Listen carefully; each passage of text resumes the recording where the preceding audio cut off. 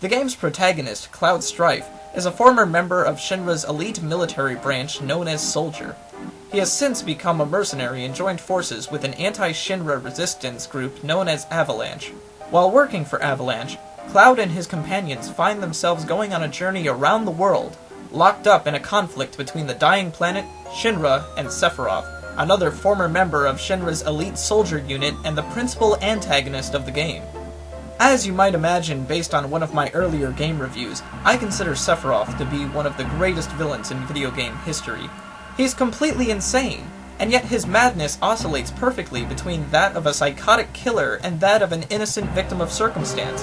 His motives are neither predictable nor entirely coherent, though it is clear that his ultimate goal is to assume the power of Mako for his own and leave the planet as a lifeless vessel sailing insensibly through the silent cosmos.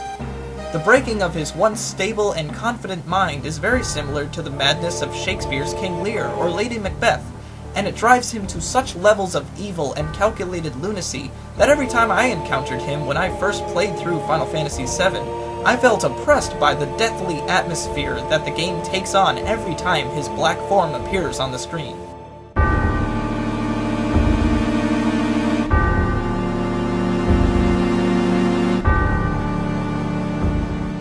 Because I don't want to spoil too much of the game for those of you who haven't played it, I'm going to stop with the storyline right there. You already know enough to be able to put the rest of this review in context.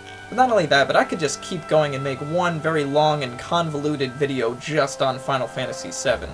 But that's not the purpose of this video. I really want to address the legacy of Final Fantasy VII. The first incarnation of that legacy was Advent Children, a feature film developed by Square Enix that picks up where the story of Final Fantasy VII left off. Mostly it was just a lot of fighting and fan service. But given the context that it was a video game movie, and made by the developers, it was actually really good. And I could go over Advent Children in another review. But the story of Final Fantasy VII doesn't end with Advent Children. In fact, the story continues in a video game that was released in 2006 on the PlayStation 2. And this incarnation that at last brought Final Fantasy VII back to the console world was Dirge of Cerberus. In terms of games and sequels, it may seem awkward for the first direct sequel of an RPG to almost completely change its genre and venture into shooter territory, but the change is appropriate given the context of Dirge of Cerberus' principal protagonist. Instead of Cloud, the story focuses on Vincent Valentine, who is more of a sub-character in the main storyline of Final Fantasy VII.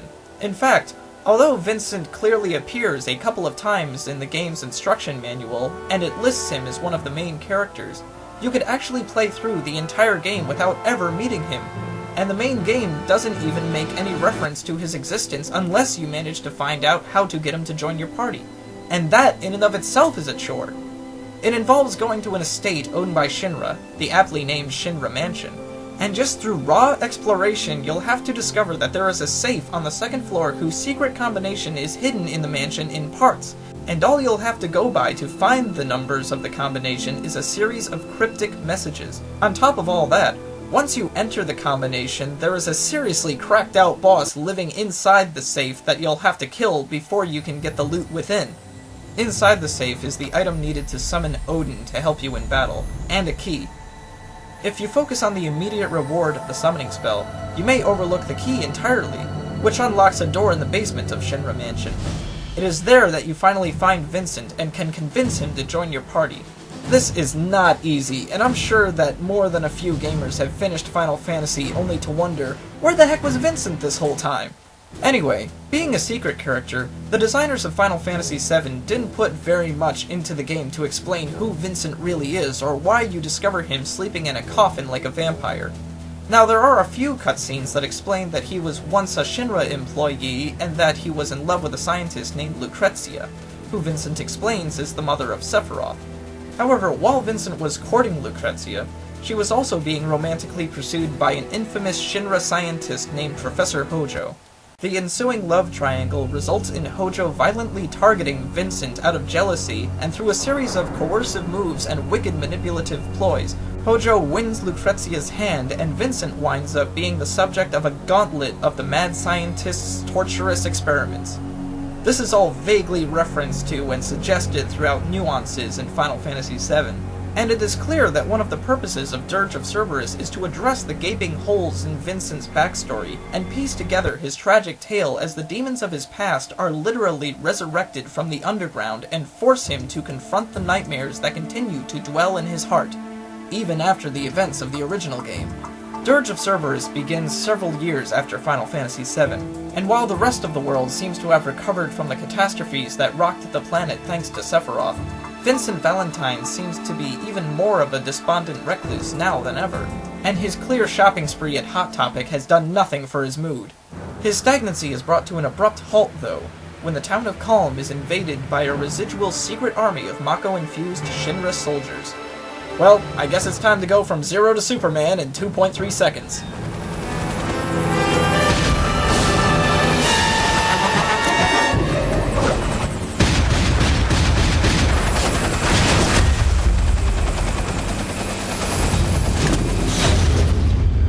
And from there, Vincent finds himself up against the forces of Deep Ground, the last vestiges of the Shinra military force and coincidentally the most deadly by far.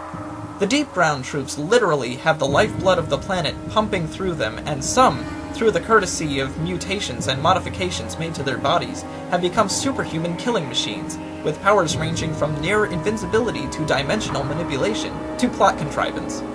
With that being said, the storyline actually isn't terrible for a spin-off title. I mean, it should seem transparent enough that the plot is tailor-made to be an adventure for Vincent Valentine alone. But at the same time, the game certainly makes the most of the character's somber mood and the potential for a great backstory to be constructed from the unknown chapters of Vincent's life. In fact, my favorite aspect of the game is the fact that it finally cleared up all the ambiguities that Final Fantasy VII left me with nearly a decade earlier. And it all culminates together in a twist that changes the way I looked at the original game. And it's a twist that makes sense. It's not some cheap M. Night Shyamalan crap when all that's done is the story is just turned on its head, all while just sitting back with a grin on its face saying, "Oh, what the twist?" No, the twist actually complicates and complements the story. It's one of those twists that, if you had a good imagination, you could have seen it coming, but for most people it comes right out of left field.